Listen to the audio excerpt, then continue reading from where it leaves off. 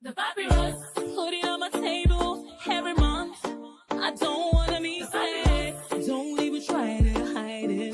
No, I don't wanna lose it. And you see how it is, it's so inviting. The papyrus, we're all so alive. The papyrus. Hello, welcome to the Papyrus TV News Update. First, the headlines. INEC plans to destroy unclaimed PVCs issued since 2015. Court of Appeal overturns Dr. Femi Olaleye's conviction. Nyesim Wike dismisses land-grabbing claims, defends FCT ministerial role.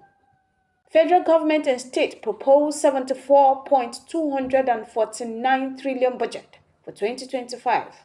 Wike, no regrets going back. Tinubu would do it again.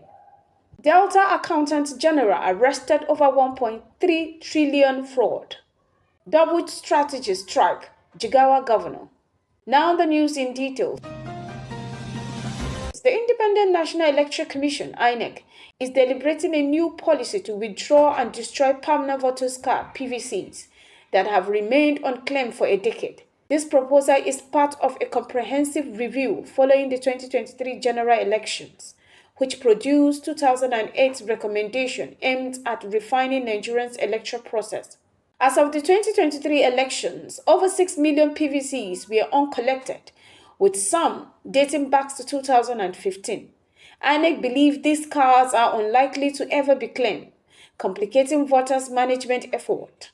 The Commission previously extended the collection period multiple times, even decentralizing the process to ward level, but the result remained suboptimal.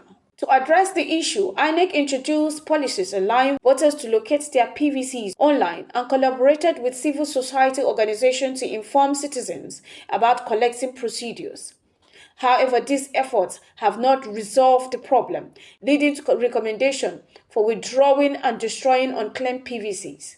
INEC has also suggested modernizing the electoral system by phasing out PVC entirely. With the adoption of Bimodal Voters Accreditation System, BVAS, voters would be identified using computer-generated slip or credentials obtained online.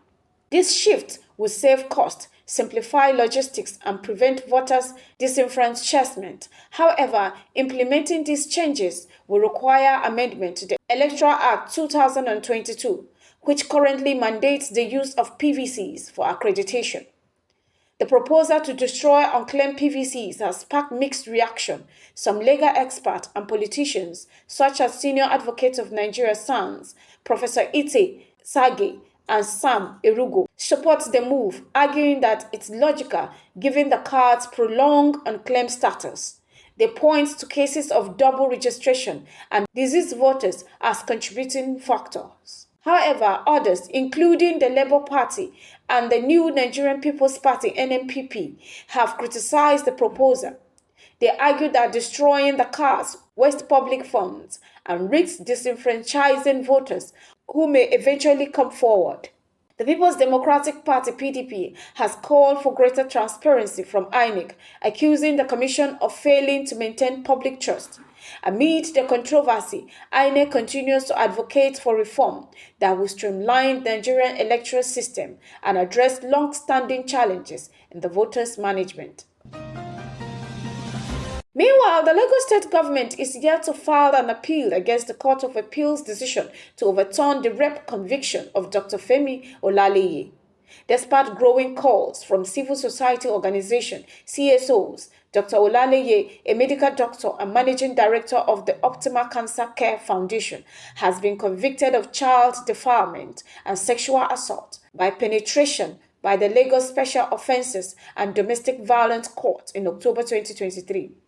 However, the Court of Appeal annulled the conviction in November 2023, citing procedural error and unreliable evidence presented by the prosecution. CSOs, including Project Alert, Mirabel Center, and CC Yara Child Advocacy Center, have since petitioned the Lagos Attorney General Lawal Pedro San, urging him to appeal the ruling at the Supreme Court to restore public confidence in the Nigerian justice system. At a press conference held at the National Human Rights Commission's office in Lagos, Josephine Efa Chukwuma of the project alert emphasized the importance of overturning the appellate court's ruling. This case has far-reaching implications for justice and public trust in our legal system, she said. The petition, endorsed by multiple CSOs, argued that an appeal is essential to ensure accountability and to reaffirm Nigerians' commitment to protecting vulnerable individuals. Despite preparation by the Director of Public Procurement, DPP, for a potential appeal, insiders revealed that no action has been taken, with the appeal deadline set for December 28, 2024. The delay has sparked criticism from CSO's leaders, who warned that failure to act could undermine efforts to hold sexual offenders accountable and jeopardize the public's trust in the justice system. Moving on, Minister of Federal Capital Territory, FCT, Nyesom Wike, has denied allegation of land grabbing, calling the accusation baseless propaganda. Speaking at a Thanksgiving service organized by the People's Democratic Party, PDP, in Rivers State, Wike reaffirms his commitment to transparency in handling Abuja lands matter. As the minister overseeing land administration in FCT, I cannot be involved in land grabbing, he said. Wike expressed gratitude to President Bola Ahmed Tinubu for his appointment, noting that the role has given him a deeper understanding of Nigerian governance challenges. Addressing criticism, he stated, "If standing up for what is right makes me controversial, then so be it. I am focused on upholding justice, no matter the propaganda or noise." He highlighted the difference between governing Rivers State and managing the complexity of FCT, emphasizing that his leadership system will remain firm and principled. Past failures don't dictate future outcomes. The Renew Hope Agenda government will deliver on its promises, Wike added. Wike concluded by urging Nigerians to disregard threats and misinformation, assuring them of his commitment to fulfilling his ministerial responsibility. In other news, the federal government and 35 Nigerian states have unveiled a combined budget proposal of 74.249 trillion for the 2025, aiming to combat poverty and enhance citizens' well-being. The proposed budget allocates 35.676 trillion, 4.08% naira to capital projects, and 38.575 trillion naira, 51.95%, to recurring expenditure. The federal government alone accounts for 49.74 trillion, with 30.45 trillion for recurring expenditure, including 16.33 trillion naira for debt servicing. Lagos State lead the spending with the proposed 3.005 trillion budget, followed by Niger 1.5 trillion and Ogun 1.0554 trillion. Conversely, Gombe 320.11 billion and Yobe 320.81 billion have the smallest budgets. Regional analysis shows the Southwest as the top spender with 6.202 trillion, while the Northeast proposes the least at 2.610 trillion naira. Key focus areas include infrastructure, healthcare, education, and poverty alleviation. However, Rivers State and the Federal Capital Territory, FCT, are yet to announce their budget, which could push the total proposal higher. Experts predict potential increases through supplementary appropriation once legislative review are completed. Moving on, Minister of Federal Capital Territory Nyesom Wike has reaffirmed his support for President Bola Ahmed Tinubu, declaring he has no regret over his decision during the 2023 general elections. Wike, who previously served as the governor of Rivers State under the People's Democratic Party (PDP), expressed his gratitude to President Tinubu during a Thanksgiving service in Ahauda East and West local government areas of Rivers State. He revealed that his backing of Tinubu came with threats, but insisted he would make the same decision again. "I have no regrets. I have no apologies. If the opportunity arises, I will do the same thing," Wike stated. Wike also disclosed his role in the removal of Uche Secondus as PDP national chairman, accusing him of trying to impose his cousin Tele Ikuru as the next governor of Rivers State instead of supporting Simi Fubara candidacy. Addressing recent remarks by Secondos and Rivers Governor Fubara, Wike criticized their alliance, questioning their moves. He made this comment during the PDP end-of-year Thanksgiving event held in Ochigba, Ahaoda East, local government of Rivers State.